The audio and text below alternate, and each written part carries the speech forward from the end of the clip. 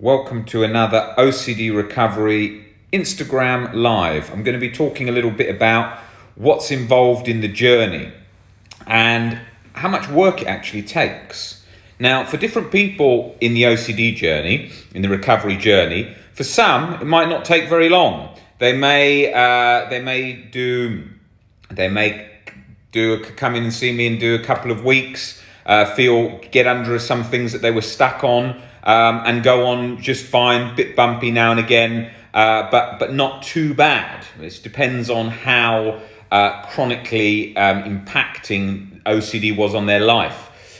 Some people can come in like that. Some people maybe just 1 or 2 months, and they get under the fears, and it doesn't linger like that. Then other people, it may take longer. It may take a period of months and can be years. Not many years, but it doesn't take it's not as quick as people think it is. My own journey of recovery, once I started to see what I needed to do, still took me. It's a difficult one in terms of how long it took till I was completely free. I normally say it's around about 16 months till I was really in a very good position. But I would probably say it was about 2 years until I was really no chronic anxiety, no chronic guilt. But once I started learning the tools of Albert Ellis and just getting under, for example, even in the initial stages, when I got under with one of his original videos, Albert Ellis Guilt and Shame, played a significant part in my own recovery journey, because I saw then there was no need to feel chronic guilt forever and ever. So that was significant. Of course, the first book, How to Stubbornly Refuse to Make Yourself Miserable, along with what I had learnt in the main principles, and then with the Stoicism and so on, started forming just so that I stopped. I realized when I learned a bit about unconditional self-acceptance, I didn't need to sort of hammer myself down all the time with this just ridiculous pressure to just putting myself down all the time, thinking that I had to experience chronic guilt and chronic anxiety forever. So once that nonsense stopped, that obviously took the edge off quite a bit. But yeah, it's not an easy journey, as I was highlighting in posts this week. And there will be a lot of videos on the YouTube channel, which we're putting a lot of work into at the moment, of people that have been on this journey and their experiences of this journey and what is actually involved. Because otherwise we can think, it's only going to take me a few weeks, read a few books, and I'll be off and out. And it's not like that. It doesn't work like that at all. OCD recovery journey means the books will need rereading. The books will need, you need to dispute the irrational beliefs, not compulsively, but bit by bit. You will need to do that. You'll need to change your perspectives on life philosophies, to see things more rationally, adopt the rational over the irrational beliefs. And that's going to take time to do that and see that. We've held these beliefs for a very long time. So because we've held them for so long, it's very, very easy to keep going with them and keep in that pattern. Because most of society holds these irrational beliefs very, very rigidly. And you've got to keep yourself motivated by thinking, well, what other choice have you got? Because you don't want to be stuck chronically guilty and anxious your whole life. So because of that, you want to work bit by bit, day by day, on getting better. That doesn't mean consistently sort of hammering it home, I must get better, as Kirsty put in her latest video that was uploaded today on sort of the obstacle of overdoing recovery. So it's a balance, and as Claire Weeks, an anxiety pioneer, said, it's like a floating. You can't just tread water to get out of to float. You can't front crawl your way to float. It's a process till you float, and that's what it's like. People say, how do I float? What do I do to float? How can I do more to float? Of course, naturally we want to do that, but that's not how we do it.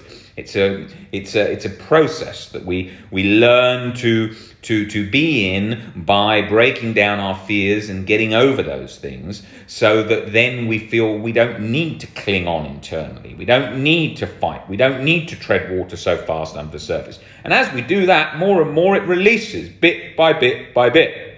And that is what it's all about. So you've got to go slowly. Don't try and go berserk trying to get it all done and fixed overnight. I enjoyed the process. Even amongst the hard struggle, I enjoyed the process. I enjoyed reading the books, learning these great things on philosophy for my own life, learning to face fears, learning to break things down, learning, just enjoying the process of the journey, enjoying the new things that I was learning for my own life, for other areas maybe that gets in from all of us, anger, things to do with stress relating to work, all these other areas that the journey changed, that changed the way I was living. So that was crucial, and I think you really got to think of it like that. It's a journey because it's going to take a little while. And I always say to people, say even if it took you 5 years, how bad would 5 years be out of your life? How many people have got diseases that they would give 5 years in a heartbeat to get over? We've got to think that. We always think it's a given that we have perfect mental health, but that isn't a given. You've got to work through this. You've got to, biologically, OCD is most likely a genetic biological situation, but it doesn't get fueled in the cycle as we learn to get under it through what we're talking about. But we didn't choose our brain. We didn't buy it in a shop. If we did, we wouldn't have bought one with OCD, that's for damn sure. So we have to get used to the fact we've got this brain and it ain't going anywhere. We can't run from it. We can't go on a holiday to escape it, as we often thought, and I thought. Used to think, I'll just go on a holiday and get away. Well, the brain comes with you, so you're not going to get away like that. And so I think that's important to remember those parts of the journey, remembering that, look, we're going on this journey. I would have maybe not wanted to, but I tell you something, without going on this journey, the depth you get into life is not like most people get. Most people don't get under all of these irrational beliefs. They read some light self-help books that get under the surface and give them some sort of ideas to go along with life. Nothing wrong with that, very helpful for people in general. However, the depth that you have to go with OCD and getting under these fears makes substantial change, makes long-lasting change to your beliefs. So it's a very significant life-impacting journey.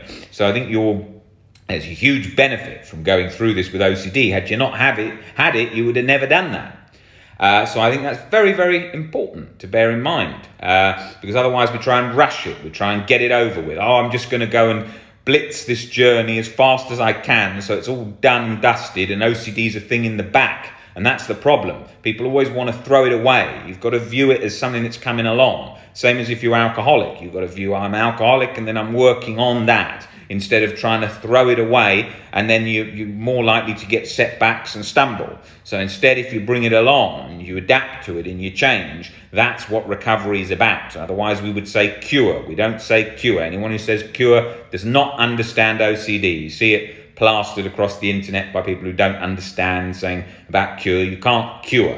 It doesn't matter, because recovery, you can't tell the difference between, even if you were cured, apart from at times you might notice every couple of months or a couple of weeks or whatever, or maybe even a little tiny bit a day, but not life impacting, not severely life impacting.